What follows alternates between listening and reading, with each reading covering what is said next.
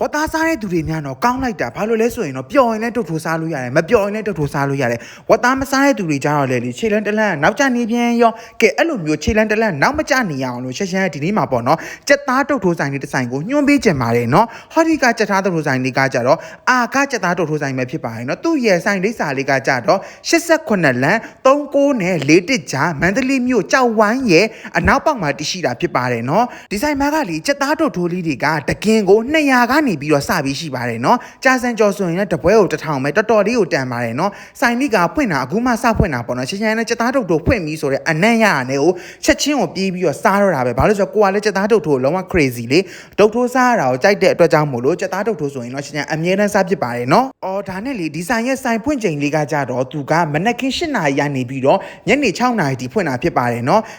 ဒီဆိုင်မှာကလေဟောဒီကပုံထဲမှာပါတယ်တအောင်းမလေးတွေရောင်းတာပဲဖြစ်ပါတယ်เนาะတအောင်းမလေးတွေကစကားမပြပါဘူးချစ်စရာလည်းအရန်ကောင်းပါတယ်ဒီကလေးမလေးလိမ့်လိမ့်ပါတယ်နောက်ပြီးတော့တေချာလည်းလှုပ်ပြီးတယ်ပေါ့เนาะသွားစားခဲ့မယ်ဆိုရင်ဒီကလေးမလေးတွေကမြန်မာစကားကိုအရင်မပေါက်တဲ့အတွက်ကြောင့်မို့လို့တခုခုပေါ့เนาะပြောရဆိုရတာတွေအစမပြလေးရှိခဲ့မယ်ဆိုရင်ဒါကြိုပြီးတော့သိအောင်လို့ပြောပြထားတာပါเนาะတအောင်းမလေးတွေပါမြန်မာစကားပြောတော့ပြောတတ်တယ်တအားကြီးလိမ့်ပတ်မလဲပါဘူးเนาะကဲအဲ့ဒီတော့ဒီမဲ့လေးချင်းအရန်ကြိုက်တာတော့ကြက်ဥပါပဲကွယ်ကြက်ဥတွေကိုအဲ့လိုမျိုးစု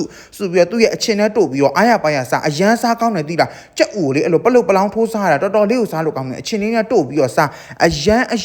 န်ကိုမိုက်နေရောကွယ်ရှန်လေးအခုမှစဉ်းစားကြည့်မိတယ်တိလားရှန်အဲ့လိုမျိုးမန်လေးမျိုးရဲ့အောက်ဘက်နေရာပေါ့နော်ဒီကြောက်ဝိုင်းနေပါတွေဘက်ကိုအောက်ပိုင်းနေရာလေးတွေကိုရှန်လေးဘလော့တိတ်မရိုက်ဖြစ်ဘူးပေါ့နော်ဒါအခုမှရှန်ဒါဒီဘက်ကိုရိုက်ဖြစ်တယ်လို့ဆိုရမှာပေါ့နော်အဲ့ဒီမဲ့ရိုက်ချင်းမဲ့ဒီလိုမျိုးကိုကြိုက်တဲ့စသားတုတ်ထိုးလေးကစပြီးတော့ရှိလာခဲ့တော့ကိုအတွက်အကိုက်ဖြစ်သွားတာပေါ့နော်အိမ်နဲ့ဝေးပင်မဲ့လဲဘာပဲပြောစသားတုတ်ထိုးလေးကစားကောင်းတယ်ဆိုတော့နောက်ဆိုရင်အမြဲတမ်းသွားစားမဲ့ဆိုင်တွေမှာဒီဆိုင်လေးလည်းပါသွားပါပြီနော်သူကလေကြက်ဥတွေနောက်ပြီးသွားပြီဆိုတော့ကြက်တောင်မှန်တွေလည်းရှိတယ်ပေါ့နော်ကြက်လေချောင်းနောက်ပြီးသွားပြီဆိုကြက်မြစ်ပေါ့နော်နောက်ပြီးတော့ကြက်မဲလည်းရှိတယ်နောက်ပြီးတော့သူကဒီလိုမျိုးပေါ့နော်ကြက်သားတုတ်ထိုးမှာစီကြော်တုတ်ထိုးလေးပေါ့နော်အဲ့လိုမျိုးလေးလည်းရတယ်ကြာစံကြော်ကလည်းရတဲ့အတွက်ကြောင့်မို့လို့စားခဲ့တယ်ဒါအပြင်ကော်ပြန်ကြော်လေးလည်းရတယ်သူရဲ့ကော်ပြန်ကြော်လေးလည်းစားလို့ကောင်းတယ်ကြက်ခေါင်းပေါ့နော်တော်တော်လေးကိုစုံတာတော့တွေ့ရတယ်ပေါ့နော်ရှင်းရှင်းသူတို့ကတော့အကြံပေးခဲ့တယ်ကြက်ချင်းတိုင်တို့ကြက်ဥသိန်းတို့ကိုထပ်ထည့်ဖို့အကြံပေးတယ်ပေါ့ဘာလို့ဆိုရှင်းရှင်းကြက်ချင်းတိုင်ကြက်ဥသိန်းဆိုရင်တိတ်ကိုကြိုက်တာဒါပေမဲ့အဲ့ဒါတွေနဲ့ရှင်မယ်ဆိုရင်တော့ကြက်ဥကိုပို့ပြီးတော့ကြိုက်ပါတယ်ဥစားရတာပို့ပြီးတော့ကြိုက်ပါတယ်နော်ဒါကတော့ကြက်အသားလေးတွေကြီးပဲဖြစ်ပါတယ်เนาะအသားလေးတွေကိုအဲ့လိုမျိုးအချင်းလေးနဲ့တို့ပြီးတော့စားရတာလေတော်တော်စားလို့ကောင်းပါတယ်အကုန်လုံးပေါ့နော်တော်တော်များများ1200ကနေစရှိပါတယ်